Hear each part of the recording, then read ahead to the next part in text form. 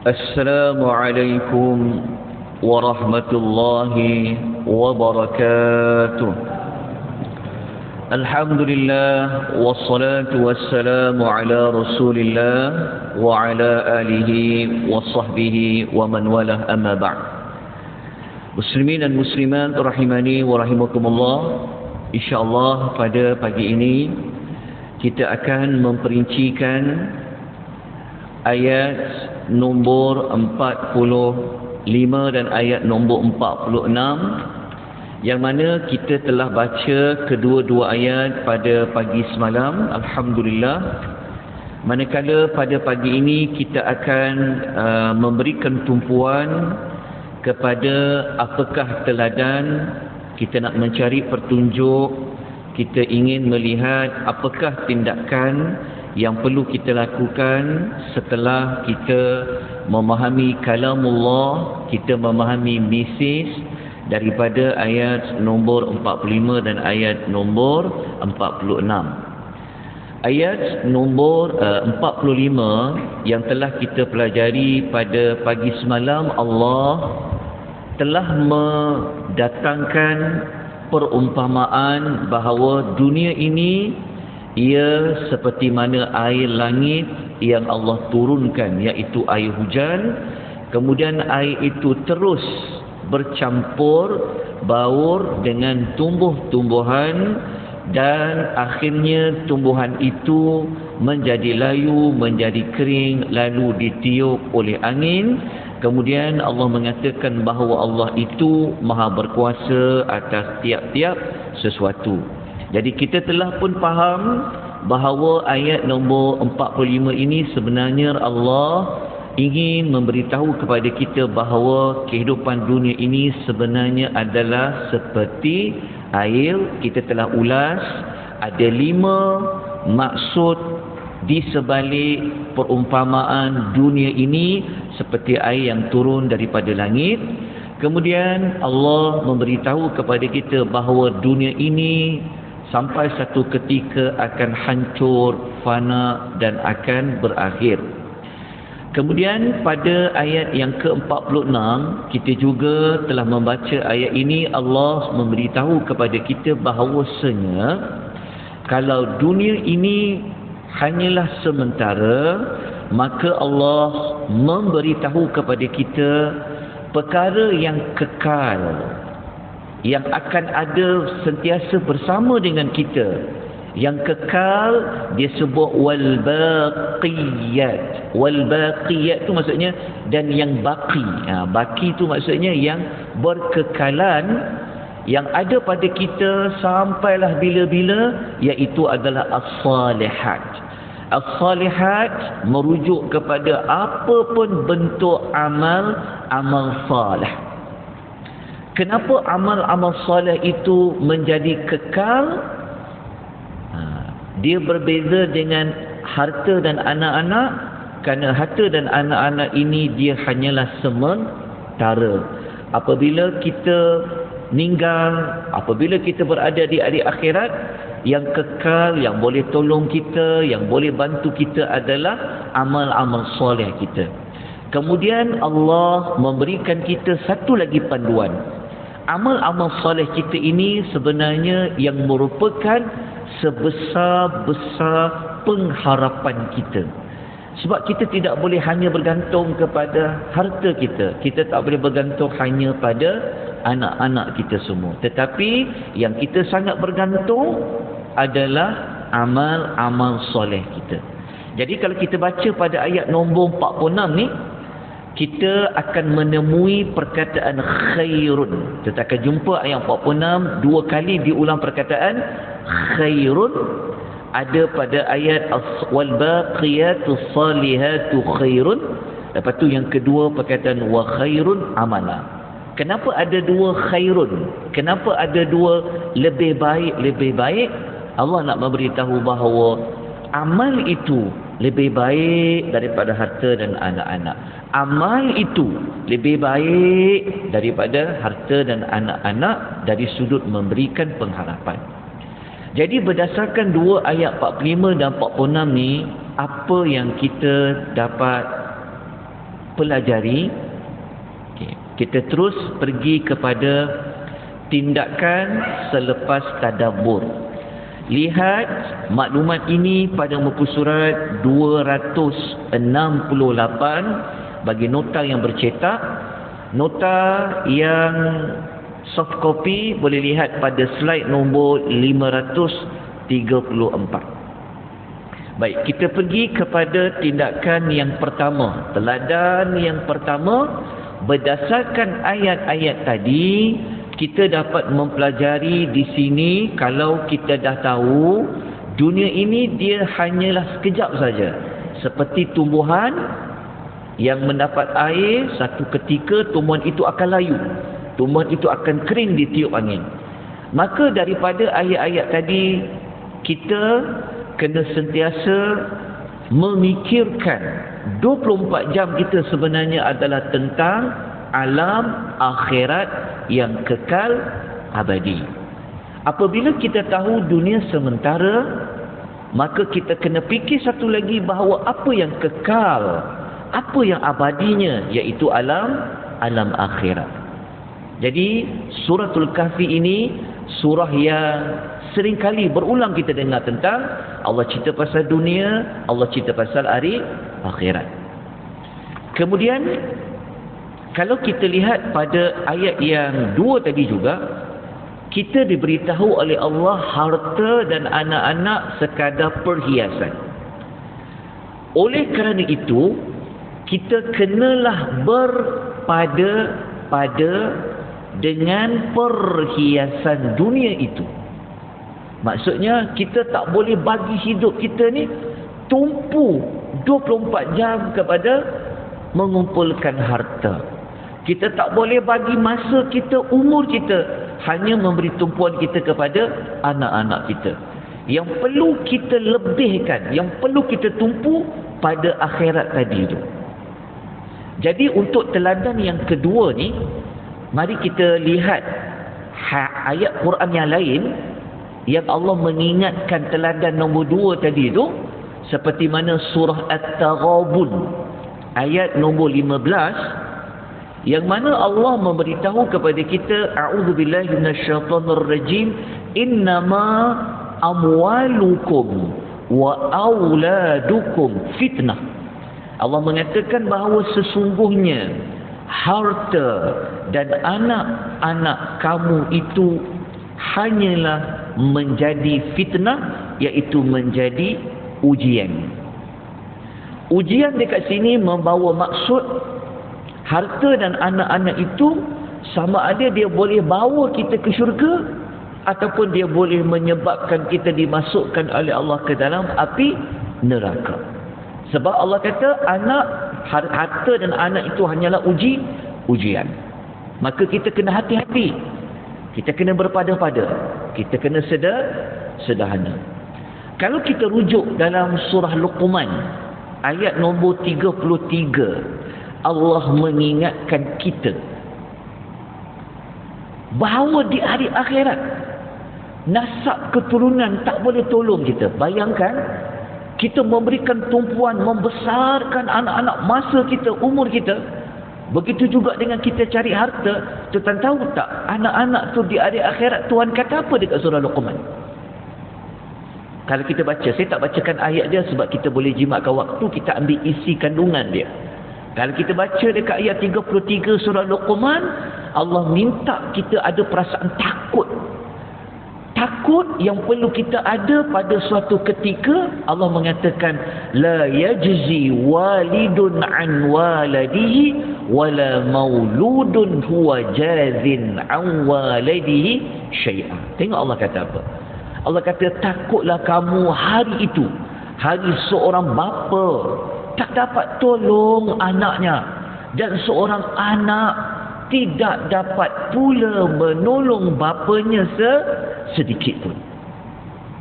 Tak dapat menolong untuk tolong kita tambah pahala ke, tolong kita dihapuskan dosa di hari akhirat ke, tolong kita supaya dipercepatkan hisab di hari akhirat ke, tak boleh tolong. Sebab itu Allah ingatkan kita berulang kali seperti mana dalam suratul Al-Kahfi.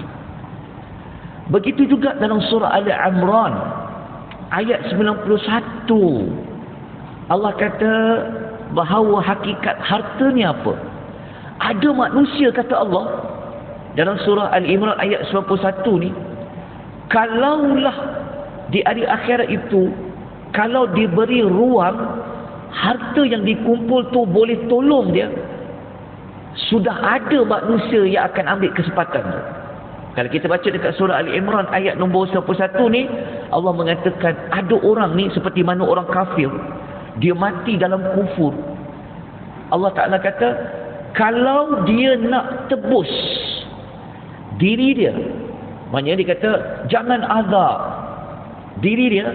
Kalau dia ada emas sepenuh bumi, bayangkan kalau bumi ni dia yang punya, dipenuhi dengan emas, dia akan guna kesempatan itu untuk menebus dirinya daripada azab. Tetapi Allah Ta'ala kata apa? Maka tidak sekali-kali akan diterima daripada seseorang antara mereka emas sepenuh bumi.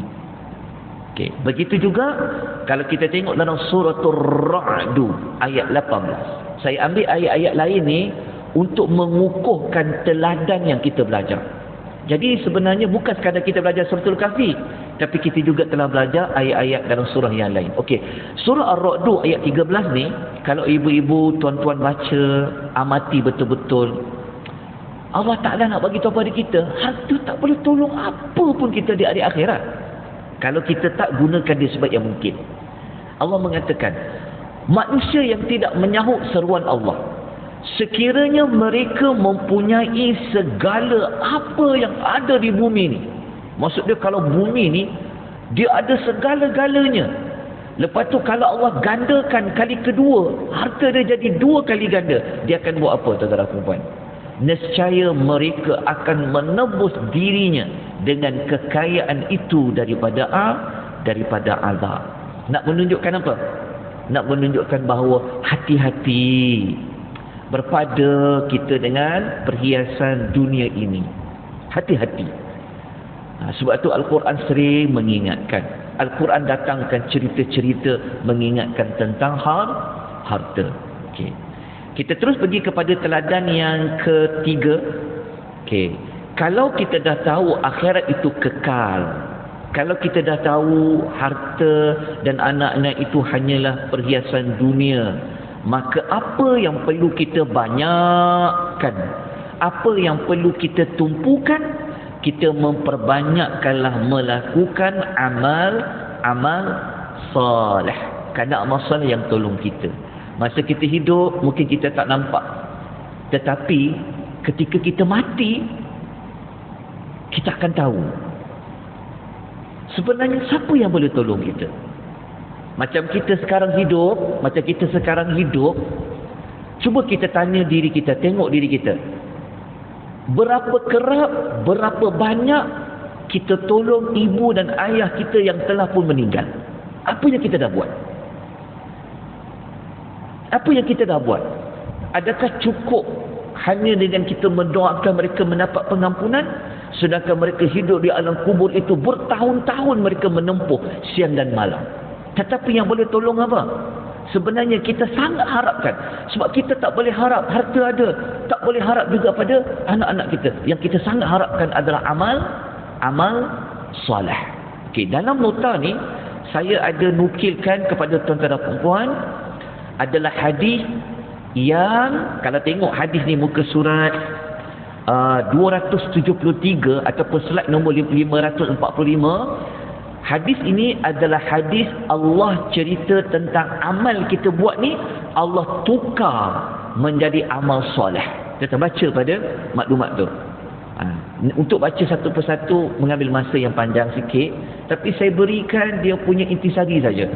Daripada hadis yang kita lihat di hadapan adalah hadis yang ketika kita mati, Allah akan datangkan satu manusia yang sama macam kita.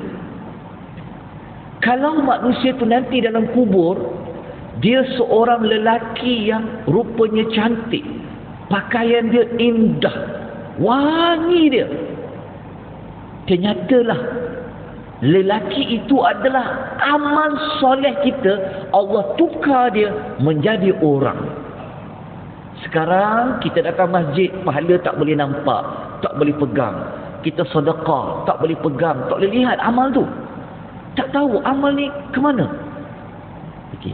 Tetapi apabila kita mati, kita akan tahu bahawa amal tu rupa-rupanya Allah tukar dia. Ini salah satu bentuk dia. Allah tukar dia menjadi manusia. Dalam hadis ni mengatakan, lelaki yang mati tu dia tanya, kau siapa? Muka kau cantik, pakaian kau cantik, wangi kau. Tuan tahu tak lelaki tu kata apa? Lelaki itu menjawab. Saya dah highlightkan dengan warna biru tu. Dia kata, ana amaluka soleh. Dia kata, akulah amal soleh kamu. Sebab itu dalam hidup ni, buat je kebaikan. Buat je kebaikan. Ingat tak yang kita sebut pada kuliah yang lalu? Jangan harapkan habuan pada dunia, jangan harapkan pujian manusia, jangan harapkan balasan pada manusia. Kita buat saja.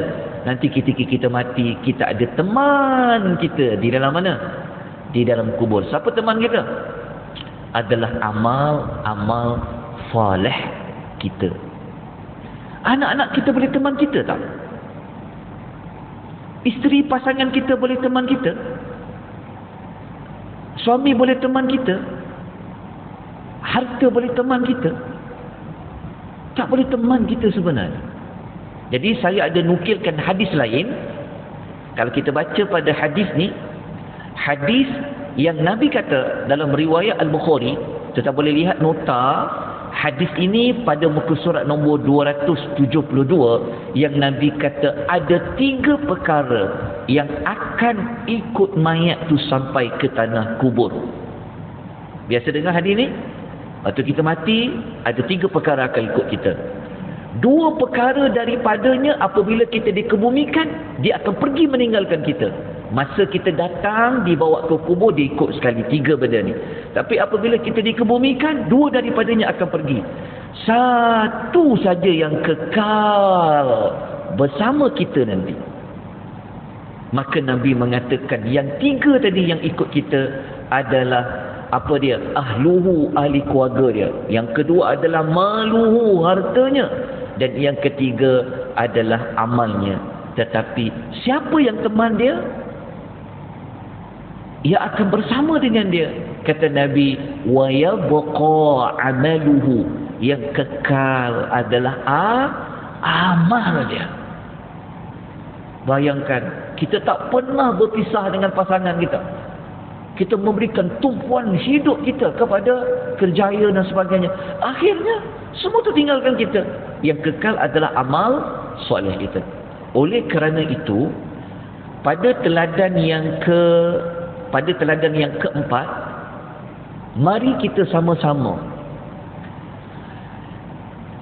jadikan harta yang Allah bagi ni, anak-anak yang Allah bagi ni adalah sebagai aset kita di hari akhirat. Bukan tak ada kebaikan pada harta, ada. Bukan tak ada kebaikan pada anak-anak, ada. Okey, jadi kita ambil peluang, siapa ada harta, tukarkan harta tu menjadi sebagai amal soleh kita. Kita ada anak-anak kita, kita ambil kesempatan untuk kita buat amal soleh kepada anak-anak kita.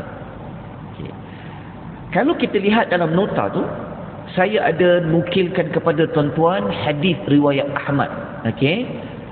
Hadis riwayat Ahmad yang Nabi SAW mengatakan ada bapa ni, dia dapat darjat amal dia ni, Allah angkatkan tinggi amal dia. Lepas tu lelaki ni tanya kepada malaikat, dia tanya kepada Allah, macam mana aku boleh dapat amal yang tinggi macam ni? Maka malaikat mengatakan, amal kamu dinaikkan, darjat kamu dinaikkan kerana anakmu memohon keampunan untukmu. Bermaksud, kita boleh gunakan kesempatan hidup ni, anak kita tu macam mana nak tolong kita nanti? Melalui amal soleh kita. Kita bagi nasihat, bagi dia tunjuk ajar dia ilmu agama, berikan dia kepimpinan yang baik, beri contoh yang bagus pada dia. Jangan fikir dia dengar ke tak dengar, dia jadi baik ke tak baik, itu urusan hidayah dengan Allah. Kerja kita didik mereka dengan yang terbaik. Okey, kemudian kita pergi kepada satu lagi teladan, ayat nombor teladan nombor 5. Sebelum tu, okey, kita lihat pada teladan nombor 5, kita berlindunglah hanya kepada Allah Subhanahu wa taala, sebab Allah ni dia maha berkuasa atas tiap-tiap sesuatu. Dalam masa yang sama, bukan berlindung daripada benda buruk saja, tapi minta lindung kepada Allah daripada fitnah harta dan juga anak. Minta Allah lindung. Minta Allah lindung kita daripada minta harta yang baik, anak yang baik, minta semua yang baik daripada Allah Subhanahu wa taala. Dan yang terakhir, yang keenam, teladan yang keenam, disebabkan Allah datangkan perumpamaan ini, maka seharusnya kita kena mengambil manfaat daripada perumpamaan yang Allah datangkan di dalam Al-Quranul Karim. Kalau kita perasan, Allah Ta'ala telah datangkan beberapa perumpamaan di dalam suratul Al-Kahfi. Perumpamaan ini penting untuk kita faham. Kenapa? Kalau kita tengok dalam surah Az-Zumar ayat nombor 27, Allah kata perumpamaan itu digunakan untuk dijadikan peringatan. Dan last sekali ayat suratul Al-Ankabut ayat 43, Allah mengatakan perumpamaan itu, kalau nak tahu dia bijak ke tak bijak, Allah Ta'ala suruh kita belajar melihat perumpamaan. Perumpamaan ni dia, pemisalan ni dia ada makna yang tersirat. Sebab tu Allah kata watilkal amsalu nadribuha linnas wama ya'qiluha illa al-alimun. Allah kata perumpamaan itu kami kemukakan kepada umat manusia, namun hanya orang yang berilmu yang dapat memahaminya. Maka tamatlah kita ayat 45 dan ayat nombor 46. InsyaAllah esok kita akan masuk kepada kronologi alam akhirat, ataupun dalam erti kata lain, kita akan mempelajari Allah bawa kita besok pagi, kita mengembara ke alam akhirat dengan kita melihat pada ayat 47 sehingga ayat nombor 49. Semoga ada kebaikan pengisian kita pada pagi ini, kita dapat mengambil teladan petunjuk dengan rahmat dari Allah Subhanahu wa taala. Kita mohon Allah memberkati majlis ilmu kita pada pagi ini. Kita sudahi dengan tasbih kafarah. Subhanakallahumma wa bihamdika asyhadu an la ilaha illa anta astaghfiruka wa atubu ilaik. Wabillahi taufiq wal hidayah. Wassalamu alaikum warahmatullahi wabarakatuh.